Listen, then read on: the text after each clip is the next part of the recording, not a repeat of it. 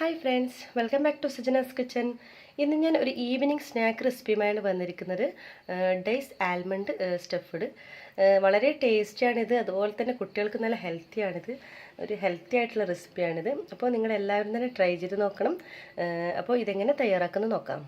അപ്പോൾ നമുക്ക് ഈത്തപ്പഴമാണ് ഇതിന് മെയിൻ വേണ്ടത്. അപ്പോൾ ഈത്തപ്പഴം എടുത്ത് ഇതുപോലെ ഒരു കുരു കളയണം. അതിനുശേഷം നമുക്ക് ഒരു ആൽമണ്ട് എടുത്ത് ഇതിൻ്റെ ഉള്ളിലൊന്ന് വെച്ച് കൊടുക്കാം. അതൊന്ന് കവർ ചെയ്ത് കൊടുക്കണം. കണ്ടോ, ഈ ഒരു രീതിയിലാണ് നമുക്ക് വേണ്ടത്.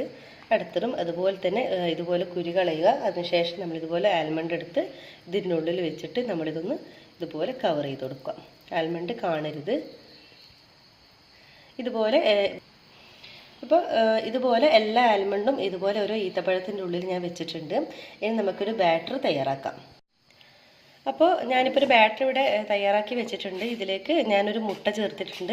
അതുപോലെ തന്നെ 1 ടേബിൾ സ്പൂൺ പഞ്ചസാര, ആവശ്യത്തിനുള്ള ഉപ്പ്, പിന്നെ 5 ടേബിൾ സ്പൂൺ മൈദ, പിന്നെ ഒരല്പം 1/4 ടീസ്പൂൺ ബേക്കിംഗ് സോഡ ചേർത്തിട്ടുണ്ട്. ഇതൊക്കെ ചേർത്തിട്ട് നന്നായിട്ട് എടുത്ത് വെച്ചിട്ടുള്ള നല്ലൊരു ബാറ്ററാണിത്. ഈ ഒരു രീതിയിലാണ് ഇതിൻ്റെ കൺസിസ്റ്റൻസി വേണ്ടത്. അതായത് ഇത്ര ഒരു തിക്ക് വേണം, നന്നാ ഒരു ലൂസായി വരരുത്. കണ്ടോ, ഈ ഒരു രീതിയിലുള്ള ഒരു ബാറ്ററാണ് നമുക്ക് ഇതിന് വേണ്ടി വേണ്ടത്. ഇനി നമുക്ക് ഇതെങ്ങനെ ഇതിൽ നിന്ന് ഓരോന്നും ഇതിൽ നിന്ന് ഫ്രൈ ചെയ്തെടുക്കാം. അപ്പോൾ നമ്മുടെ ഈത്തപ്പഴം ഓരോന്നും നമ്മുടെ ഈ ബാറ്ററിലേക്ക് കവർ ചെയ്ത നിലയിൽ നമുക്ക് ഓരോന്നായി കോരി ഒഴിച്ചു കൊടുക്കാം.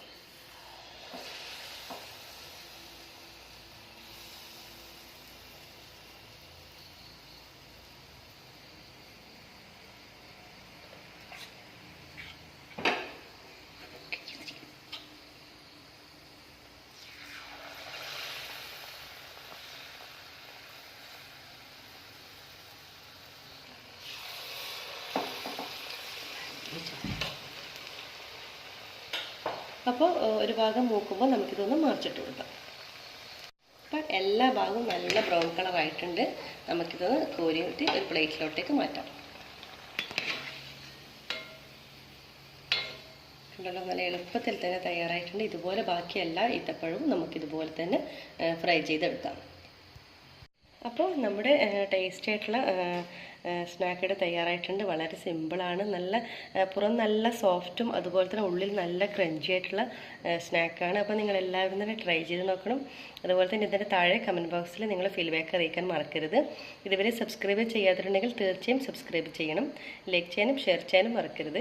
ബെൽ ബട്ടൺ ക്ലിക്ക് ചെയ്താൽ ഞാനിടുന്ന പുതിയ വീഡിയോസിൻ്റെ നോട്ടിഫിക്കേഷൻ നിങ്ങൾക്ക് ലഭിക്കുകയുള്ളൂ. അപ്പോൾ എല്ലാവരും തന്നെ ഇത് ട്രൈ ചെയ്ത് നോക്കണം. Thank you for watching.